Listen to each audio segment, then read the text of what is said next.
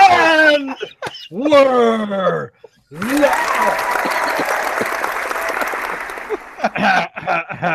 position the microphone properly, and then I won't fucking hit myself.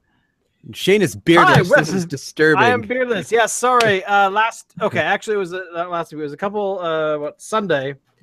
No, sorry, Saturday night. I thought, hey, I'm gonna do some shaping to figure out what I want to do with this beardly godlike stuff, and I shaved it down to like whatever number 3 or 4, whatever the levels on the thing, the little buzzer deal.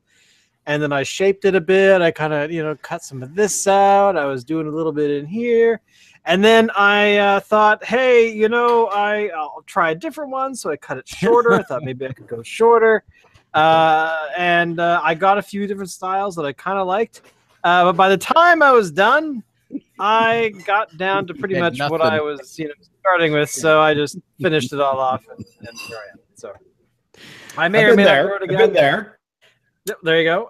So I might try again. You never know. But overall, I'm very happy that I got a really solid bush going on. And I said it, and then my brain was like, "You know what's going to happen? Right? This is not. You're not getting past this." From the horse's mouth, ladies and gentlemen.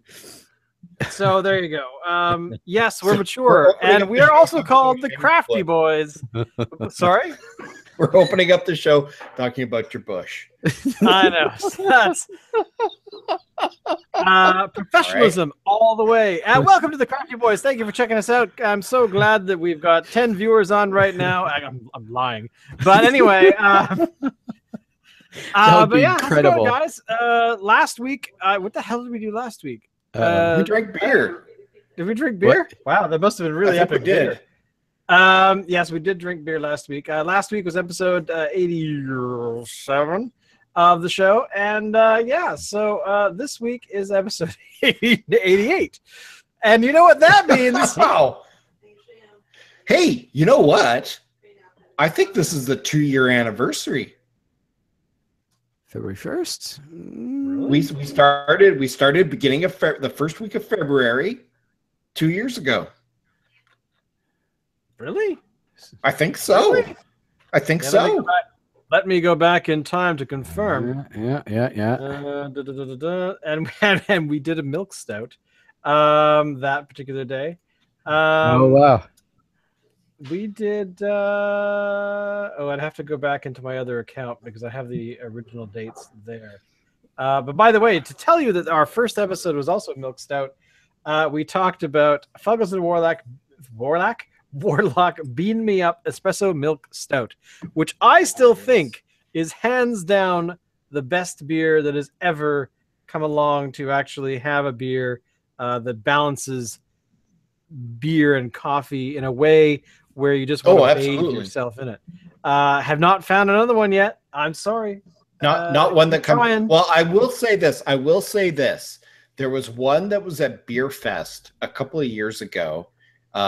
By a couple of years ago. What was beer living in Canada, or why didn't I ever know about this? It was local. It was, but the difference was it was a cask brew. It was a cask brew. Yeah, and I think the cask brewing kind of made a bit of a difference.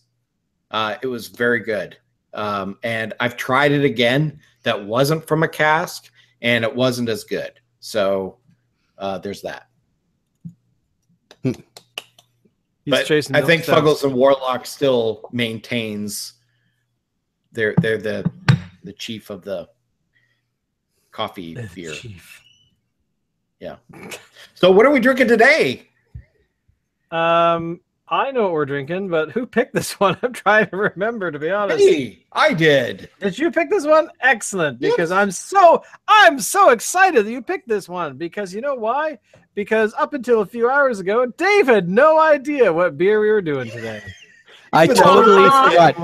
Even though we even talked about it last week during the show. Yeah, well, you know what? As soon as you mentioned it in the email, I remembered. I'll give you that. The best part about that is you replied asking about what the beer was, and you replied to the email that told you what the beer was. That's No, the because I best looked at the part. thread It's and I like didn't I'm see looking it. at because I'm like he replied to the one that told him, "I don't why I why looked do you in do the these thread. things, Dave?" Seriously, I looked in the thread. I did not see the email from Alan that had the link in it. I honest to God did not. At any rate, Me sigh. at any rate, we all have the beer, so let's introduce it. Yes, we do. It's from Russell Brewing, and it is their Russell root Brewing. root beer milk stout. So the reason why I picked this beer is because, well, last week I had gone to the store to get the beer that we were having last week, and this was on the shelf right next to it. And as soon as I saw the words root beer, I grabbed it. And I said, no, this is the beer that we're doing this week. So this one's nice and chilled. Yep. I love the label. I love the artwork with the kind of 50s looking gentleman with the... Yeah, the shut up and have a beer or drink beer. It's good for you. If you don't have a beer, you're totally lost in time. Yeah, it kind of looks like... Kind of maybe looks like Dick Van Dyke. Don't you think? As soon as you said that, that theme song popped into my head, and I just felt like I had to trip. Yeah. For all you millennials out there, Loosely. hey now. We don't want to piss off our one viewer. All right. Sorry, sis. But anyway, so, like I said, it's from Russell Brewing. Russell Brewing. Where's Russell Brewing? They are in. It doesn't say. I think they're in Vancouver. I'm pretty certain they're in Vancouver.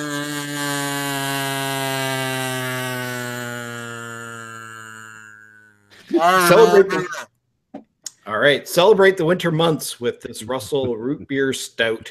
This dark elixir will provide you with the best feel up by the fire job well done. Feel up? Was that English? What was that? We were talking about a feel up. It's this long hyphenated thing. It's feet up. Is it implying that you should be drinking this beer by a fireplace while feeling somebody else up? That's what I thought. But apparently not. All right, I'm gonna get my car. I'll be over in a few. Feet up by the fire job well done feeling a brewer could dream up. It combines the outstanding flavors of chocolate and roasted malts with the traditional root beer flavor of sassafras. The addition of lactose will provide a sweet and creamy mouthfeel that traditional milk stout is known for, but with a twist. It's got a 6.5% alcohol by volume and 30 IBUs. That's kind of awesome because I thought you were having a stroke while trying to read that. By the way, Russell Brewing, we love you. We've seen you before. We've had you on the show, kind of. Actually, we did have the Angry Scotch Ale, I think, at some point. Yes. But the Russell Brewing Company, I like them because my favorites are 3: Angry Scotch Ale, Hop Therapy, and Blood Alley. And the reason I fell in love with Blood Alley is I was helping to run an event back in, I think, 2013, 14, somewhere there. And Russell Brewing was one of the sponsors of this particular organization, and they dropped off a whole bunch of beer. And then all the organizers and everyone else, they left. And there was like 2 or 3 of us left that were putting all this stuff away and putting stuff into cars to clear out where the venue was. And somebody goes, "What are we going to do with all the beer?" And it was like myself and one other guy were like, "Beer? What are you talking about?" And sure enough, there was Angry Scotch Ale and Blood Alley Extra Special Bitters. So it was there. I somehow brought home, like, I don't know, 7 or 8 sixers of their beer. So for free. So I was beered up for a couple days. So anyway, and also Naughty and Spiced Porter is also from Russell Brewing, in case anybody forgot. We did that last season, didn't we? Last year, last Christmas season. I think it was. Yeah, I think you're right. I think it was a year ago.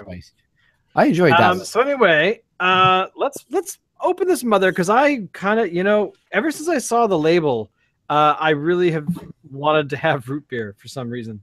Mainly because my parents used to buy RC Cola and what was the root beer? It was whatever RC Cola made. Do you guys remember RC Cola?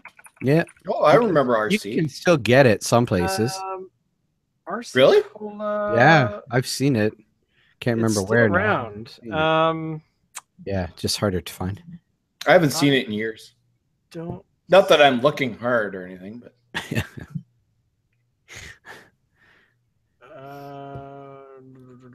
yeah, I don't see it. I can't. It's been too long. But anyway, essentially, they used to buy these things at the co-op, or whatever, many years ago. So I'm pouring my beer, by the way. I've already poured mine. Did you smell it? I haven't smelled it yet. I'm saving it for when it's in the glass. All right, there we go. At first, it was a little medicinal, and then it was root beer. It's root beer. It smells it's an like interesting root beer. Flavor. It smells like root beer. It smells like root beer more than it tastes like root beer, but it does give you that sort of like that. The root beer hit. That feeling, that root beer kind of flavoring, like a hint of it. Seems to me when it first hits your tongue, he goes wham, root beer, and then it disappears. Yeah. It's subtle. It's very subtle. But it's good. I like it. Can't complain. It's got that sort of like it's like there's like a tingle on the tongue with it. Do you guys sense that? You take a gulp and you get like this tingling sensation? Yep. Yeah, Just like yeah. root beer. Just like root beer. It's not bad. I'll be honest, it's not quite what I was expecting. Nope. But that doesn't mean it's not good. I like it. I think for interest's sake, next week we should try a straight up root beer. See how it compares. What? Really? We've had root beer so many times. We have? Well, I have. Like, you mean like a real root beer? No, not like AW or nothing. But like Mad Jack's, for example. Oh, I've had Mad Jack's. Mad Jack's. In my opinion, I wasn't a big fan. I didn't like it. I don't know what was up with that. But there was another one, the Mike's Hard. I think it was made by Mike's Hard root beer. You like that? That was better. There's another one that you can get as well, and apparently that one's really good. I don't remember what it's called.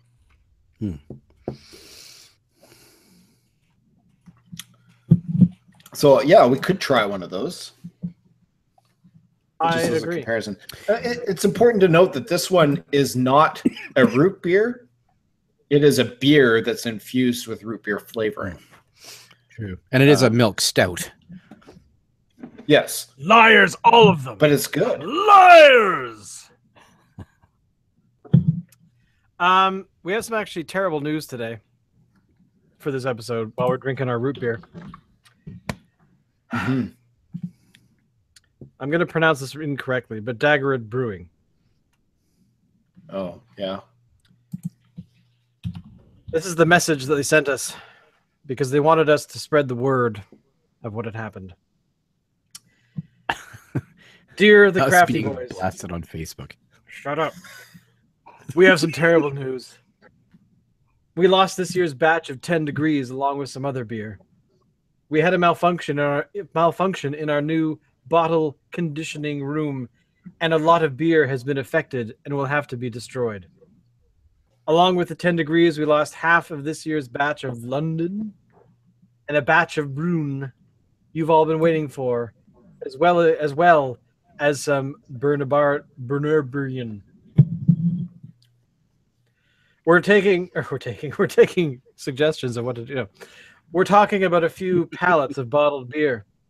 The loss is not covered by our insurance, and we can't replace it. Oh, man. We're taking a pretty big hit, both financially and in our beer-loving hearts. This year's 10 degrees tasted amazing on bottling day, but now it's ruined. The tanker is bigger than this. We're going to dust ourselves off and carry on. We just brewed Sri Lanka, the entire country, with a few improvements, and in another month we'll be ready to launch another year-round beer. It's Dave's fault. And scene. But yeah, Tiger Brewing posted on their Facebook page today that, or the other day, that they have lost a whole bunch of beer. So, which actually, sucks. I mean, from a business perspective, that totally sucks. I mean, that their insurance doesn't cover it. I mean, really? Yeah, it's a bit weird, eh? Yeah, I think so. I like how Storm Brewing sent out a message saying, "Supporting you guys. We have one of your signs in our tasting room. It sucks, man. What can you do?" Well, here's another one. Moody Ales. Unfortunately, our friends, Dockrod Brewing, had a major equipment malfunction. In result, they lost a lot of beer. Please help our friends out and head down to the tasting room for a glass, or if you're out and about, buy a bottle to support them. That's kind of classy.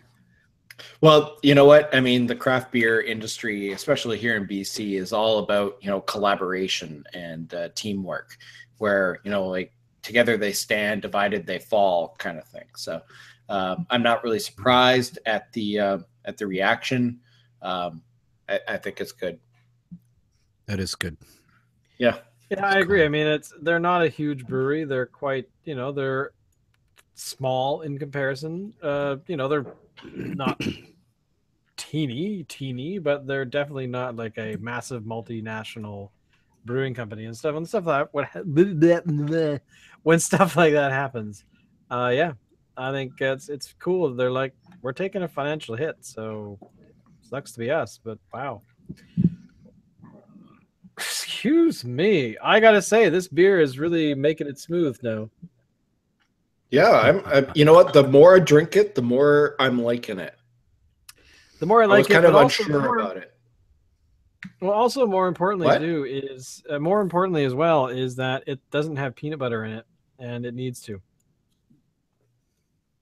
What?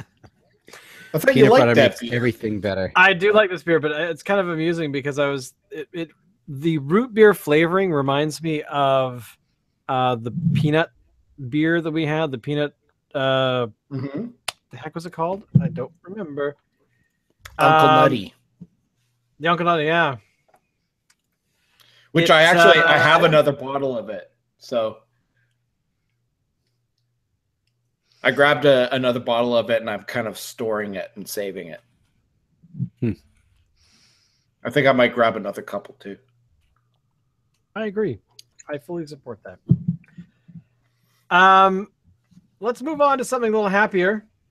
Enjoy beer the way it was meant to be with the Growler Chill, the at-home tap system. I love this idea. This thing looks pretty incredible. Like, have you guys read about this? No, I had the video running earlier before we started the show just to see what it was, but okay, so this is a Kickstarter thing. And it's this contraption that I guess you set on your counter. And it takes, I guess, 3 growlers of beer, keeps your beer cold, and keeps it pressurized. And you've got like a tap system on it. So you can pour your beers like, you would you're at a bar. And it's its own self-contained unit. So it looks really cool. It actually looks like it's straight out of the 50s is what it looks. There's a lot of chrome, a lot of accenting on it. It looks really sweet. And apparently they've got 900 backers so far that have pledged well over $300,000. And if you want one, you just pledge $369, I'm assuming US. And then you go on the list to receive a system this coming August. But we have to act quickly because that price expires tomorrow, apparently. So. Oh crap! Where's their Kickstarter? So get on it. Actually, the coolest thing I actually think is actually their merchandise page. Have you looked at it? Briefly, yeah. The merchandise page has T-shirts that on the back it says "Craft Beer Horror" for men and women, not just for women or anything. I'm just saying that lover. It says "Craft Beer Horror." Lover of many, taps 3 at a time, easy, fresh, chill. So there you go. I just thought you guys might want to get one. Yeah, I'm just looking at the 331,000 pledged of their 175,000 goal.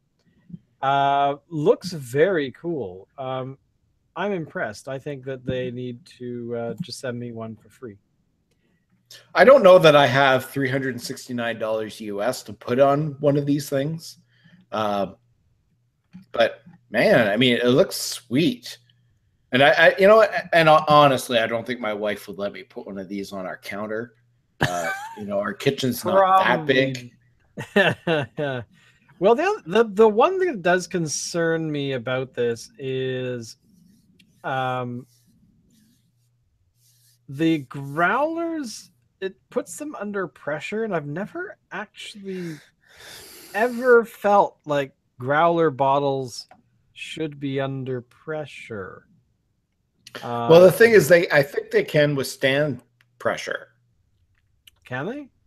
I mean, I guess. Yeah. I mean, I've never really done something because beer is naturally okay. carbonated to a certain degree. Mm-hmm. But that's fair. I mean, if there's too much pressure put in them, they could potentially be an issue. They could, but they're encased in this metal thing. So if it does blow, you know, it's not like you got a shard of glass. Yeah, that's true. They go upside down inside of the machine. So yeah, if they did have a problem, I suppose that actually would make sense. But yeah, I kind of love this idea. The fact that you have 3 taps and have the chance to have 3 different beers. Kind of cool. I sound just like whenever you want it. Well, exactly, especially because you know half the time you know somebody will have a growler and they'll put it on, or they'll put it in the fridge, but then they will leave it there for a little while unless you drink the whole thing at the same time, which is kind of what you're supposed to do.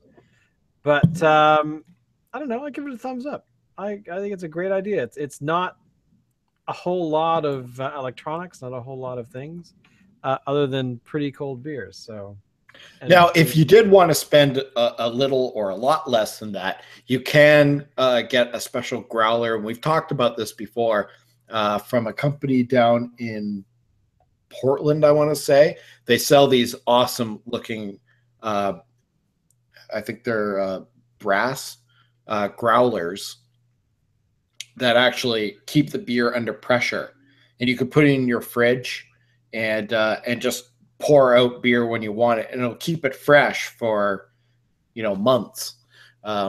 So there's that option as well. That was significantly cheaper and uses up much less space.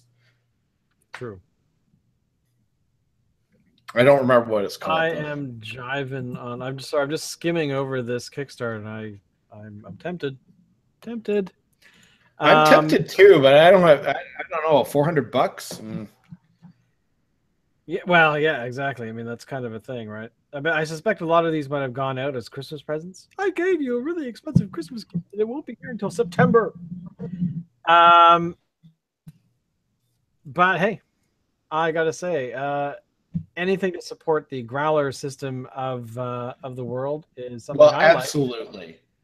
But apparently, according to the CBC, Rebecca Wyman, a columnist at the or as I call her, or as actually you and I both call her, the craft beer columnist, is predicting that growlers are gonna disappear, and that people don't, or sorry, even the breweries want to get rid of them because of why? This doesn't make any sense to me. I mean, her reasoning is that people find it a pain in the rear to clean their growlers. So you go to get your growler filled, and you come home and you try the beer, and the beer tastes awful because you didn't keep your growler clean. But people are going to blame the funky taste not on their cleaning skills, but instead on the brewery where they bought the beer. So her reasoning is because of that, a lot of breweries want to get rid of growlers. And I don't know if I buy that. I don't buy that because I tend to clean the bottles after we've drank beer out of them, and then the breweries, flush them anyway. So I don't know. I guess if somebody was like, I like peanut butter sandwiches, I'm going to shove some into this growler because I'm really drunk on this great beer. And then they go to the brewery and it's like, you got a peanut butter sandwich in here, dude. Well, clean it out then. Like, I don't know. Yeah. You know what? I think craft beer drinkers, especially ones that would use a growler, are a little bit more conditioned to, to be clean. I would and think to so. properly. I am. I don't see it being an issue, and I'm hoping the growlers are here to stay for a very long time. I agree. I think that it is something that we don't realize that we have a good thing going with all of these breweries and all of these growlers floating around. I have right now probably about 12 or 15 different sizes of growlers on my shelf for some reason, because apparently I like to collect them. But I think it's a ridiculous. I think that quite honestly, I disagree with Rebecca on this. Yes, sure, some breweries might not want to deal with them, but you know what I'm still waiting for? Here in Victoria, I would love it if somebody opened up a growler fill store that had beers from many different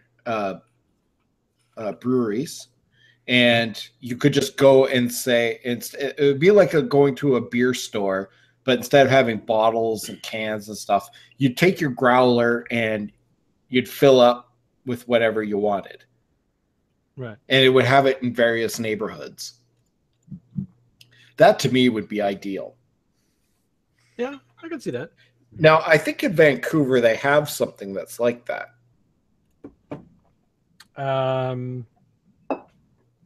If they do, I don't know where.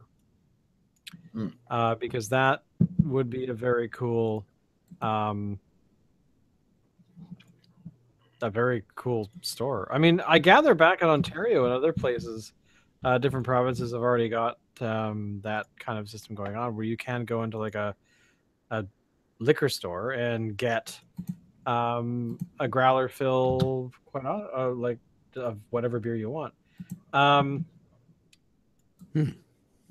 you got that upstairs? Have you got that up where you live, Dave, at all? Do you know of any store? It doesn't have to be any particular one. Just there's some breweries, right? But that's kind of standard, I think, is it not?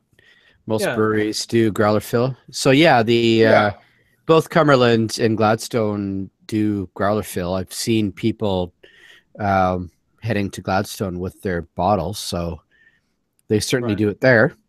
I have yet actually to go out to the Cumberland one. I've been meaning to, but have not yet. Okay. But I'm pretty sure that those guys would do the same, growler fill type service. Right. I mean, I think it's not a bad idea in the sense that you're saving materials, right? Because if somebody's bringing in a growler or two, well, that's a bunch of glass that isn't being wasted again and again, right? Well, I think not bad that way. I think Ms. Wyman's reasoning behind it is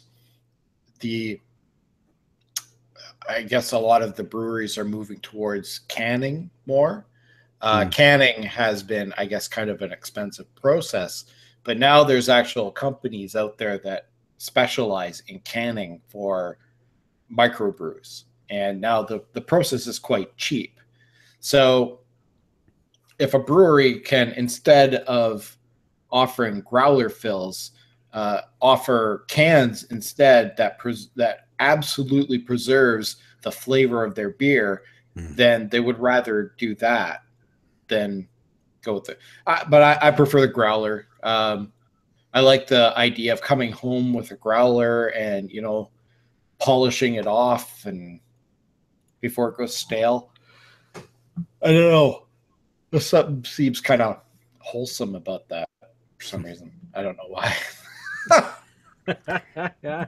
Well, again, it is kind of green, right? You're saving wasted aluminum or glass. That's kind of cool that way. Yeah. And there's something kind of cool about taking this bottle in and getting it filled and going with a nice fresh bottle of beer, you know? Well, you know, I actually have, you know, I mean, a lot of people out there use the glass growlers. I actually spent extra money and bought a stainless steel insulated growler. Oh. So for me, I'd hate to see the growler fill systems go, because I've kind of invested in the whole idea of growler fills. I really love my growler. I'd hate to go back to, you know, just buying bottles and cans. I agree. What did that one cost you? It must have been pretty pricey. Well, it was a Christmas present, so okay. So you don't really. But I think it was probably about $50, cool. Which is a lot more than the $5 that a glass one costs. But this one, you know, it's kind of stylish. It's a Stanley. It's you know, it's that hammer tone green kind of old school kind of look to it. It turns heads every time I go anywhere to fill it. People ask me questions about it. Cool. Yeah, I think they did a Mickey too, did they not? They have done everything. Stanley has made. Mickey. They've got a pint glass that you could get now. It's got a lid on it. A beer stein. They've done a half growler, which I have yet to actually see in stores. I've seen it online, but they got everything. So for all of your beer drinking needs, well, you're on the job site with your Stanley tape measures and Stanley levels, which you need because you've been drinking from your Stanley Stein. Well, the Stein looks really cool. It looks like a mug, and it's got like the little thing with the lid, and you flip it up and you can drink and everything. Oh, wow. I don't know who would use that. I would use it, but it looks kind of cool.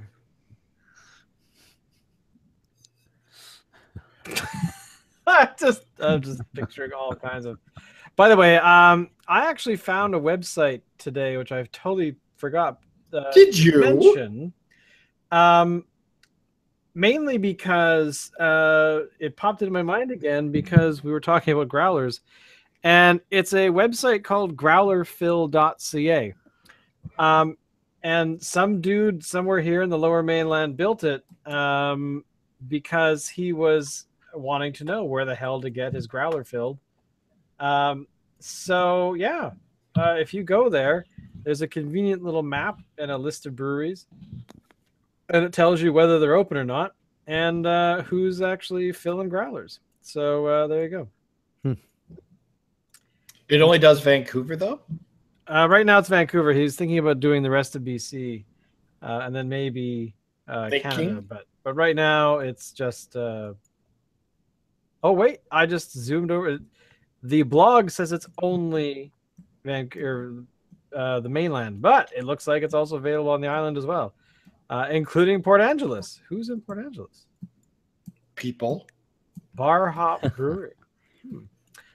So right now, if you had a hankering to have your growler filled, you can do it at Spinnaker's, Swans, Canoe,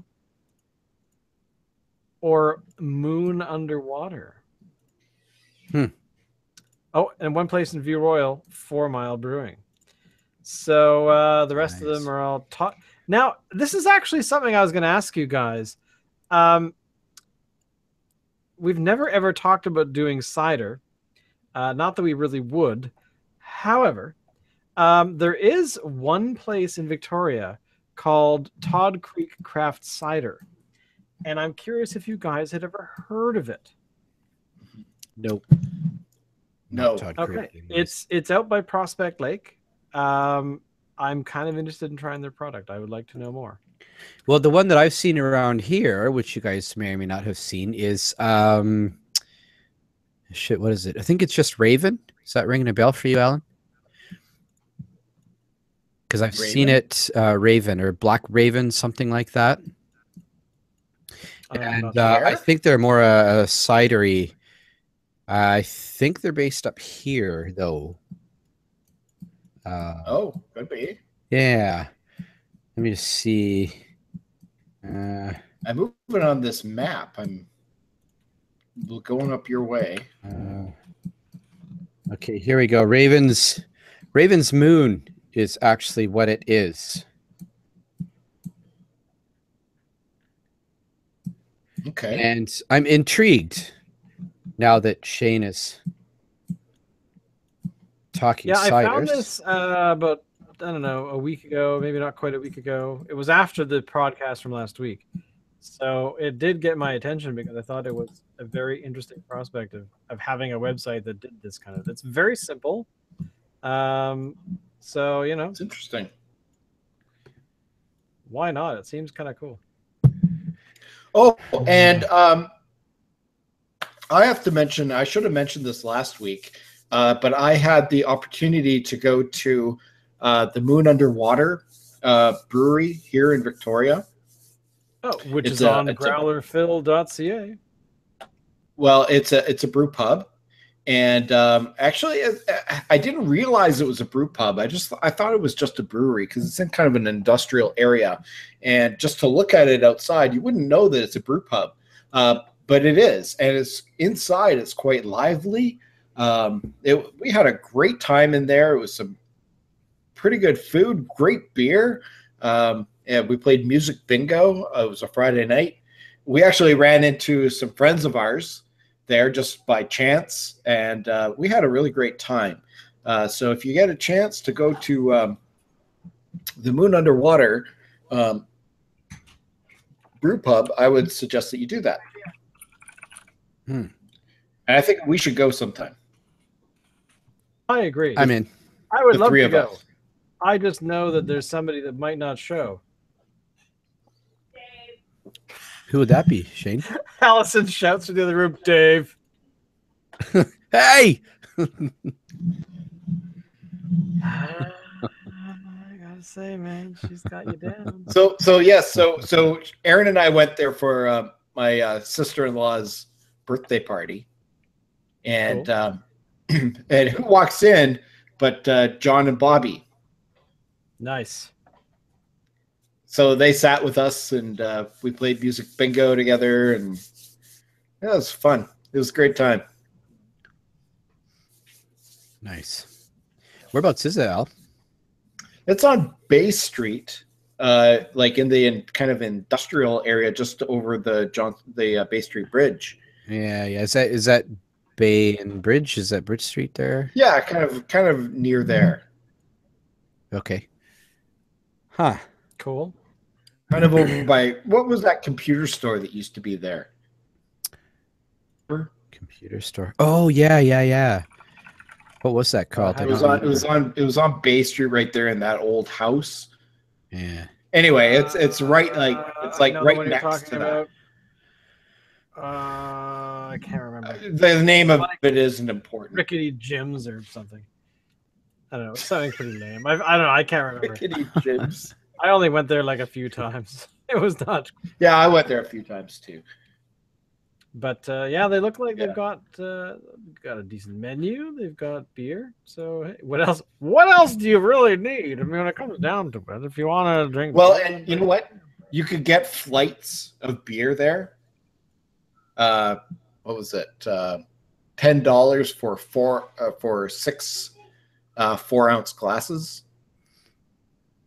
And that was pretty good, and it gave you a chance to try almost everything that they have, and that was pretty good value. And they had some really good beers, and then from there you can go on and order a pint of something, and it was good. It was a good time. Really good beer. Well, I think we should cover one of their beers very soon. By the way, there's a milk stout. I did think of a milk stout last week because we were talking about them so much. Over the Moon milk stout by Yukon Brewing. I'm not sure where we can get it around here, but I want to try. I have not seen that. And there's also we have some Yukon at my Cascadia, anyways. Yeah. Okay. I'm not sure that they've got that particular one, but I've seen some Yukon, so cool. Okay, potential.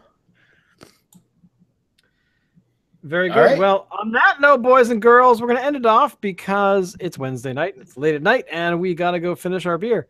So before we do that, drink more beer. Cheers. Cheers. Cheers, guys. And this is good how much job to I Russell have on this the much root left. beer milk stout.